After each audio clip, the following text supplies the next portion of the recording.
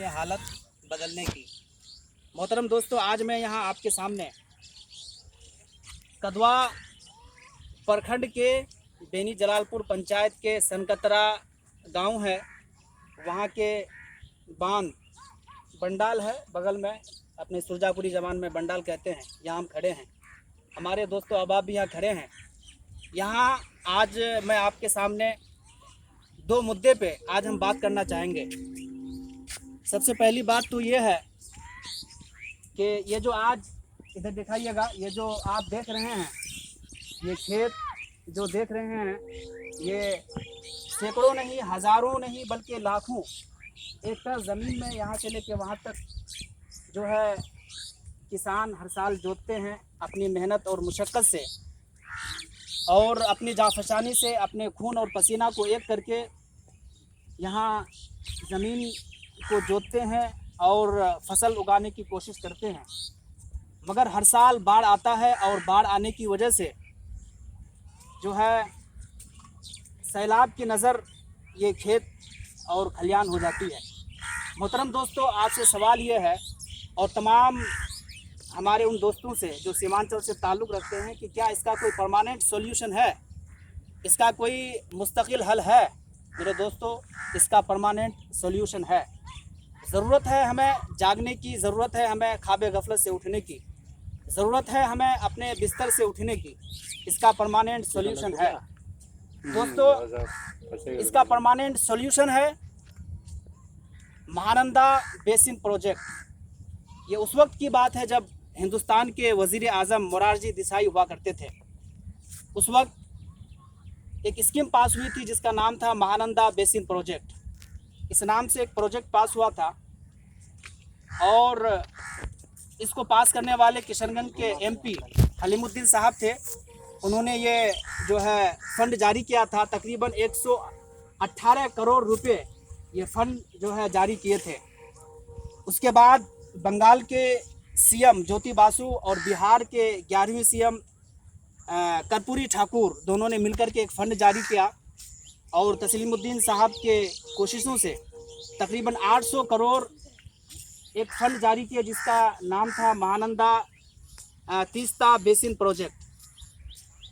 तो जो बंगाल के जो सीएम थे ज्योति बासु, उन्होंने 1998 में, और ये जो पास जो हुआ था तो 1978 में, 1978 में ये महानंदा बेसिन प्रोजेक्ट पास हुआ था। उसके बाद बंगाल और बिहार के दोनों सीएम मिलकर के महानंदा तीस्ता बेसिन प्रोजेक्ट पास किए और बंगाल के जो सीएम थे ज्योति बासु, उन्होंने अपने लिए सरकार से, सेंट्रल से वो स्कीम पास करवाई और अपने बंगाल वालों के लिए वो प्रोजेक्ट को पास करवा करके बंगाल वालों को अपने महफूज में वो कर लिए और बंगाल वाले आज महफूज हैं।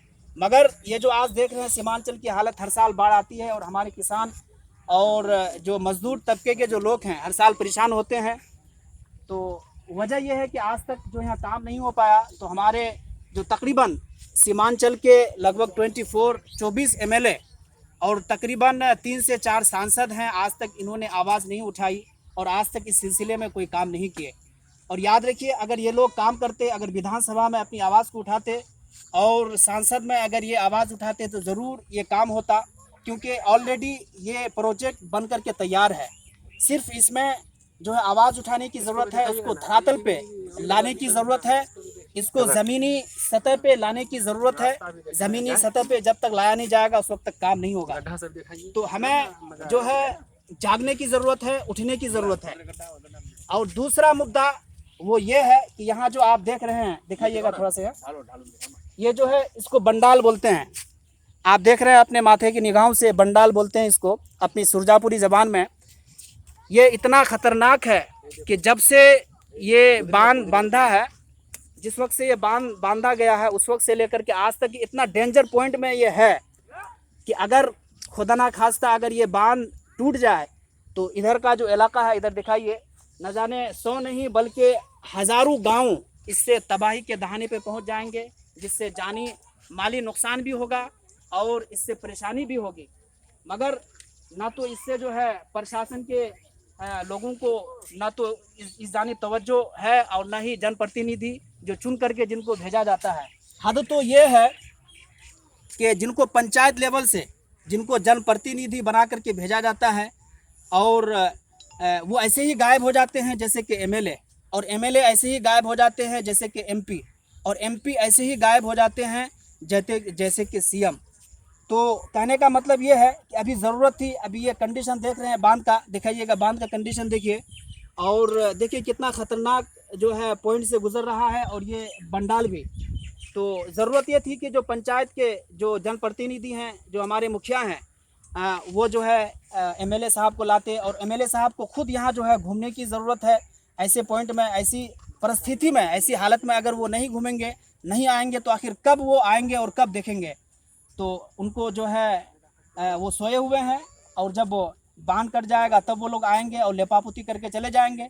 और यहाँ जो देख रहे हैं कट्टा दिखाइएगा, यहाँ जो बॉडी की शक्ल में जो यहाँ जमा है, यहाँ जो जमा करके रखे हैं, ये सिर्फ एक मॉडल के तौर पे रखे हुए हैं। इसका काम तो पहले ही हो जाना चाहिए था। यहाँ चिपिंग बांधना चाहिए, यहाँ जो गिट्टी पत्थर दे करके जो है यहाँ जो है उसको मजबूती से बांधना चाहिए। सिर्फ एक मॉडल के तौर पे तैयार कर दिया गया है, और जब बांध खत्म हो जाएगा, जो इसका टैक्स है, इसका जो कुछ भी है, वो जो है सरकार से लेंगे। और सरकार के पास जो है वो तो कागज़ है, कागज़ के जो है कागज़ पे वो काम कर रहे हैं, और उससे जो है वो टैक्स ले रहे हैं, और वो टैक्स जो है खाया जा रहा है। मगर ज़रूरत है जागने की। याद रखिए, अंग्रेज़ी में एक कहावत है कि a closed mouth catches no flies, कि बिन रोए बच्चे भी, जब तक बच्चा रोए नहीं उस वक्त तक माँ जो है बच्चे को दूध नहीं पिलाते।